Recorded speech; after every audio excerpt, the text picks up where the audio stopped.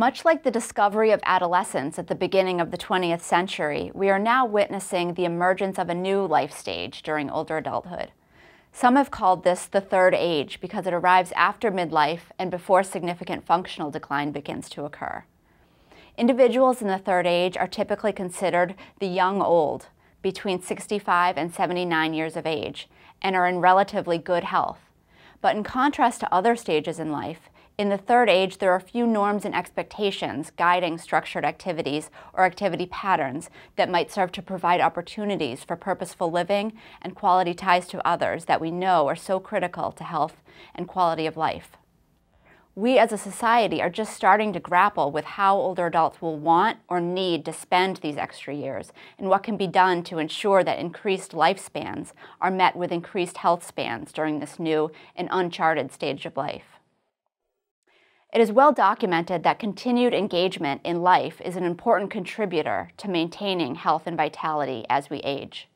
In fact, in 2002, the World Health Organization put forth a framework emphasizing the importance of active aging, a process that aims to extend healthy life expectancy and quality of life for all people as they age.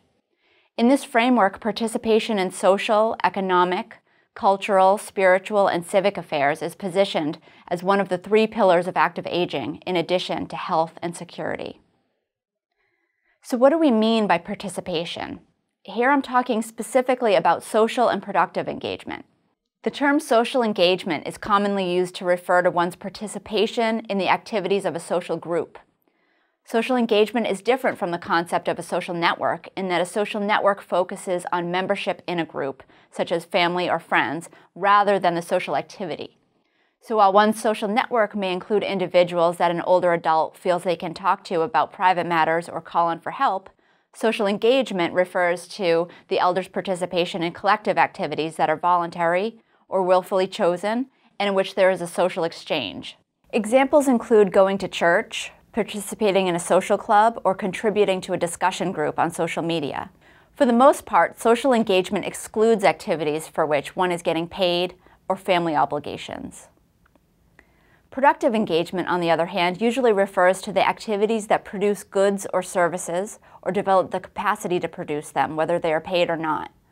This includes paid employment, volunteering, either formal or informal caregiving for the sick and disabled, or for children, grandchildren, or great-grandchildren, and also career-related education, or education that is used to move into new careers. Both empirical research and theory tell us that supporting the continued engagement of older adults in social and productive activities that is personally valued is beneficial not only to individuals, but to families, communities, and to society at large. Let me elaborate a little on each of these levels. So on the individual level, a large body of evidence has accumulated pointing to the health effects of both social and productive engagement in later life. This relationship is likely to have a mutual influence. Participation fosters an older person's physical, cognitive, and psychological well-being, and older person's well-being also increases the likelihood of preserving participation in old age.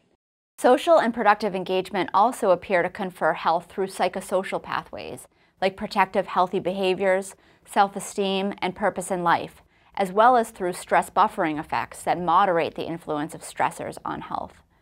These pathways through which participation can exert its health-promoting effects are important because they represent intervention points. For example, one can ask, what can be done to enhance meaning and purpose in my life? What in my current activity repertoire is meaningful to me? And what would I like to get involved in that would be meaningful to me? We're not talking about happiness per se. We're not talking about what is fun necessarily. We're talking about purpose in life. What gets you out of bed in the morning? What lights up your life? And as a society, we need to ask ourselves, what will that look like for older adults who have already raised their children, who have had their major careers? And how can they contribute to society or become involved in activities that provide opportunities for purposeful living and quality ties to others? Let me move beyond the individual now. Some have argued that those in the third age represent an enormous untapped natural resource. Older adults can be seen as a bevy of experience, knowledge, and human capital that could be leveraged to the benefit of families, communities, and society. Analyses conducted by the Urban Institute of the 2002 Health and Retirement Study revealed that among adults aged 55 and older, 39% are working for pay, 1/3 volunteer formally, over half volunteer informally, meaning helping out friends and neighbors and such, and 39% care for family members. Overall, 8 in 10 older adults are engaged in one of these activities, and over half are engaged in multiple activities. The Urban Institute also estimates that unpaid activities by older adults accounted for $162 billion of economic value, or $27,000 per person on average. Caregiving accounts for about $100 billion of this total, with $61 billion in value created by those caring for older people who are sick or disabled, and $39 billion created by those providing childcare. And this is all in addition to the $768 billion in paid work among this population. Furthermore, policies and programs that facilitate social and productive engagement can support older adults' ability to remain living independently in the community as they age. And leveraging older adults' skills, knowledge, and experience through continued engagement in the community can be seen as a cost-effective strategy to revitalize and enhance communities. Finally, there's a social justice issue here that should be considered. To what extent should all citizens, regardless of age, have the ability and choice to participate in all phases of economic and social activities? So what is the charge here? What can we as practitioners do? We must work to ensure that opportunities for purposeful living and quality ties to others are not lacking for individuals in later life. In doing so, it's important not only to promote the involvement of older adults in roles or activities that support a sense of purpose, fulfillment, and value, but also to understand and improve the conditions and quality of the roles that older adults may want or need to participate. For example, we can work to improve the quality of employment for older workers and the structure and content of volunteer opportunities. Now, it is important to point out that some have criticized the productive aging literature by highlighting that the concept could engender an expectation that older adults must be productive, and that this emphasis could serve to marginalize and discount segments of the older adult population. In acknowledging this important consideration, involvement in activities that are considered productive should not be pushed upon older adults. And public policies, workplace policies, or prevailing attitudes should be careful not to support an expectation that older adults should work, volunteer, or give care in older age.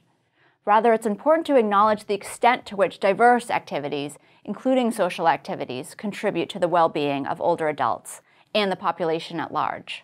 And one, work to be sure that there are ample opportunities for continued engagement for those who choose this route, and two, that barriers that may serve to disincentivize or detract from engagement in these activities are identified and removed.